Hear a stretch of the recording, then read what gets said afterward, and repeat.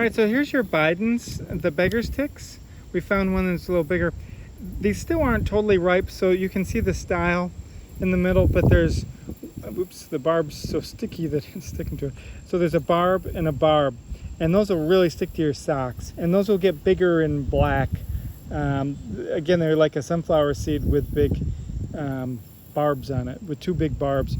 Biden's beggar's ticks. Here's the bigger plant. So it should be really good when you get here, because you know it's just finishing flower. This one's just finishing flower. Most of them are just starting. So we've also, since we're here, there's the Vitus. So this is a grapevine. We've seen grapevines before. So they've got palmate leaves. There's usually little tendrils. I'm not seeing, here's some tendrils. Oh, okay. And then the easy thing would be grapes, but I don't see any grapes on this particular one. And those are edible. They might not be very good. Below us, there's a little bit of Onoclea sensibilis. And there's actually a few horsetails mixed in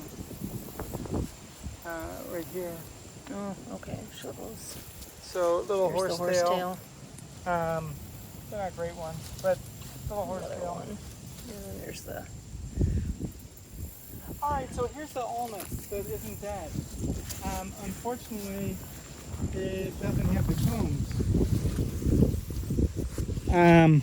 But you've got the leaves. So the leaves are in some ways similar to, this is annoying, ulmus. This is ulmus, and ulmus, the elm, you know, it's the same word with a different letter at the beginning. So, so this is with an A. They're doubly serrate. You see what I mean? They're doubly serrate. So these are the leaves. These would have little black cones, little tiny cute cones you saw a minute ago as the female, and then the male catkin is kind of greenish. But there is a bunch of it still here that's still alive. Remind the common name? Speckled alder. Since it's right here, we've got our two eupatoriums, which we should have seen the other day. So they're not on this list, but it doesn't matter because we didn't see them the other day. See how the leaf wraps all the way around? So this is Eupatorium perfilatum, because it's a perfilate leaf. And then right next to it, this is tiny, this is usually big. This is a Eupatorium maculatum, and it should have whorled leaves, but they're just coming out. So this should have 4 to 5 whorled leaves, but it's got these purple flowers. So the same genus, different species. What's in flower? Okay, those The are Lycophus? this is the Lycophus in flower. Okay, so it looks like a mint, but it doesn't smell, and it's got these deeper serrations. So Lycophus. There's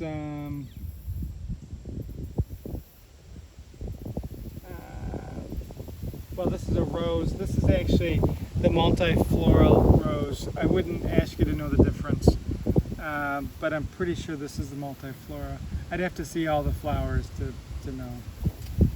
But it's a little drier, so this is, I think, is the invasive one. And if you look at the big stem, that's the invasive one.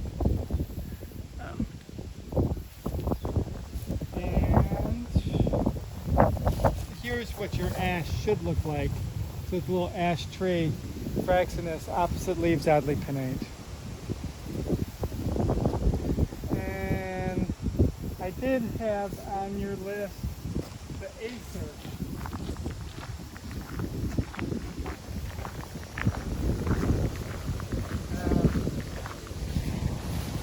Oh, this is annoying. The leaves are so high. This one's, these aren't showing up very well. They've got good serrate leaves. These aren't, you can see it, but not as well. Ooh, right here, before we do that. We will see, this isn't on your list, but these are juncus. Juncus look like a grass, but they're a rush. And if you look, see how this is one flower between my fingers there. And it's got 6 little, well, first off, it's got 3 little, there's a capsule that's kind of broken in 3. And then from the side, you can see 6 little projections, like a little star. Those are the petals. So there's the 3 parts of the capsule in the middle, and then the 6 little side things. So that's a good characteristic for juncus. Lots of juncus fruit here.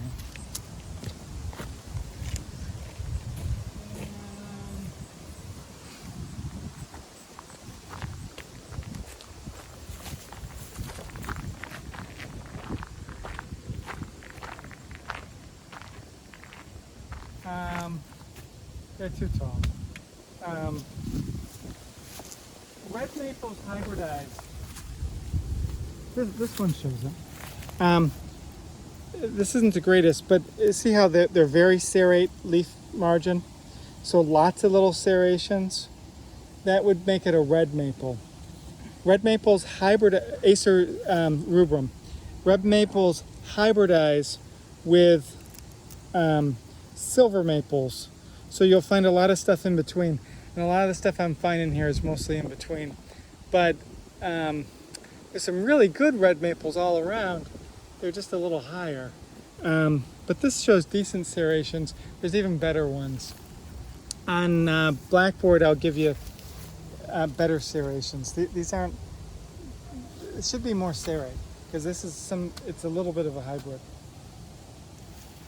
And let's just go through the list real quick, just because. So we saw cicuta. Most poisonous plant in North America. We saw lycopus. Looks like a mint, but without the smell. Lythrum salicarii is your purple loosestrife. Polygonum's got the ochrea. Rumex is a real crispy one that's got the little triangular shaped fruit. I didn't point out false nettle. We've seen it lots of other places, so it's fine. Sagittaria has the Spider-Man logo. Venation Peltandra, Kid traced it. Pontidaria looks like flowing veins. Scirpus cypernus, I didn't point out Orichalmagrostis because it's just so wet that it's all been wiped out. We'll see them other places. Learsia, I showed you a lot of. That's the cut one. Ceratophyllum, World Forked Tooth.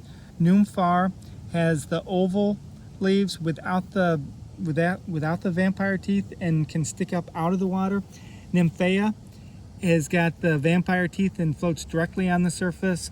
Ludwigii was growing in the mud. It should have red underside and red stems, opposite leaves. Elodea, World, Threes. Potamogeton crispus, I showed you a different Potamogeton, not crispus. We saw crispus elsewhere, and I'll show you crispus that we saw earlier from this site last year. Solanium dulcamara's got the red berries and the spade-like leaves. Vitus has the tendrils, palmate leaves, and grapes. I didn't show you grapes though. Ilex has the red berries, Ilex verticulata, and it's got the acuminate or kind of weird tipped leaves. Ulmus incana is got the little cones, and then it's also got doubly serrate leaves. Sambucus, opposite leaves, oddly pinnate, but they're unlike a fraxinus. They're more serrate, they're longer, more lance-like, less oval, and they're a shrub. Viburnum, I didn't show you. There's usually a ton of viburnums on the other side of the boardwalk.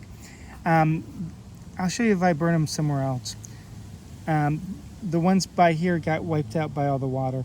Cornus has got the veins hug the edge, and then it's got the stringy. Rosa palustris has the rose hips. It's got the it's got the oddly pinnate leaves with stipules. Spirea alba has the 5 carpels that open in the center to give that star shape. I did not point out the Cephalanthus, we've seen it before. I did not point out the Salix, we've seen it before. Again, those are shrubs that are on the other side of the boardwalk we just didn't get to. And then I just showed you the Acer rubrum. It wasn't the greatest one. Acer rubrum is really easy to know because of the good serrations. If I see good serrations, I'd call it Acer. Here's one on the ground. See how really serrate that is. So if it's got good serrations, lots of little serrations, then it's going to be the Acer rubrum. And if it's deeply lobed, then it's the Acer saccharinum.